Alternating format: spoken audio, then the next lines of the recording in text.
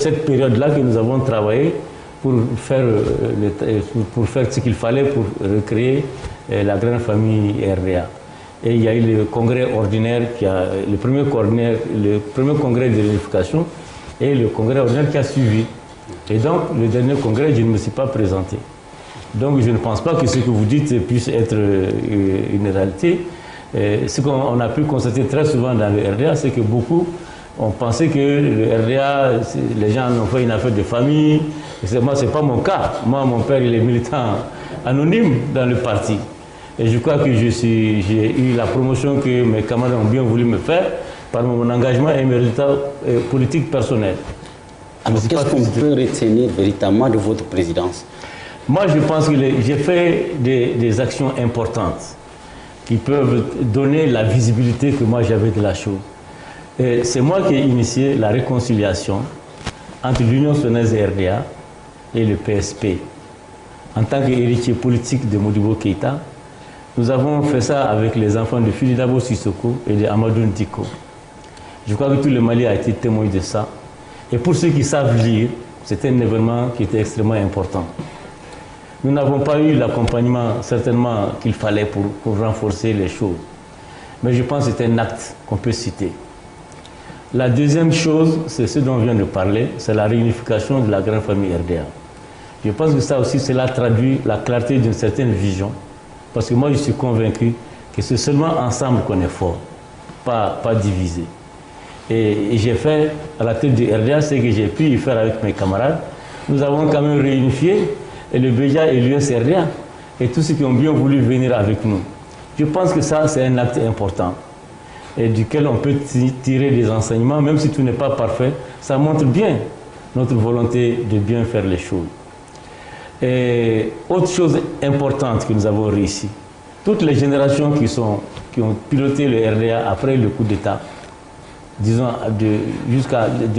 après la révolution démocratique, on se sont battus pour réhabiliter Modibo Keïta et l'Union Sonaise RDA.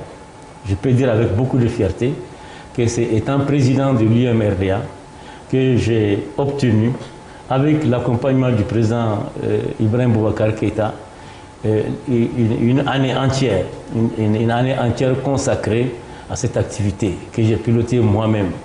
Donc nous avons réhabilité politiquement, nous avons achevé de réhabiliter politiquement, n'est-ce pas, le président Modibo Keïta.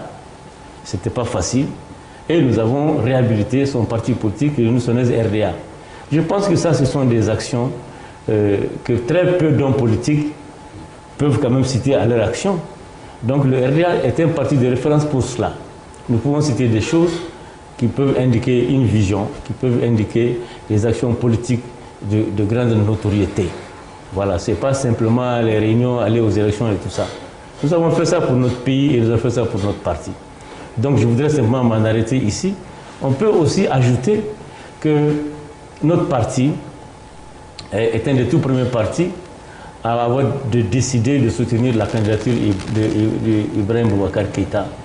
Où notre parti le décidait, il n'était pas celui qui était attendu pour être président du Mali. C'était avant le coup d'État ou après le coup d'État? Non, avant le coup d'État. Nous, on était en première ligne. Depuis, on était les 4 ou 5 partis. Après, ça a été fait, on a fait l'appel à candidature, on était là déjà. Et en ce moment-là, tous ceux qui sont aux affaires aujourd'hui, ils n'étaient pas là. Et ils étaient très loin d'ici. Au contraire, ils étaient dans les chaînes internationales pour nous qualifier de ce que vous avez pu entendre. Justement, pourquoi votre parti n'a pas fait le choix de présenter un candidat à l'époque? Oui, parce que c'était difficile. On venait de faire la reconstitution. C'était un parti qui était en lambeaux. On l'a mis ensemble. Les élections, c'est quand même un certain nombre de réalités. Et donc, puisque nous ne pouvions pas le faire en ce temps-là, nous avons décidé de soutenir quelqu'un et le parti a décidé que ça va être Ibrahim Boubacar Keïta pour un certain nombre de choses que je ne vais pas évoquer ici. Et ce choix, je peux le dire aussi, c'est moi qui l'ai porté avec beaucoup de détermination, d'engagement et de foi. Et même la plupart des membres de notre parti, bien qu'on ait fait le choix, n'étaient pas dans ce mouvement. On a pu l'observer. Mais grâce à Dieu, avec la détermination et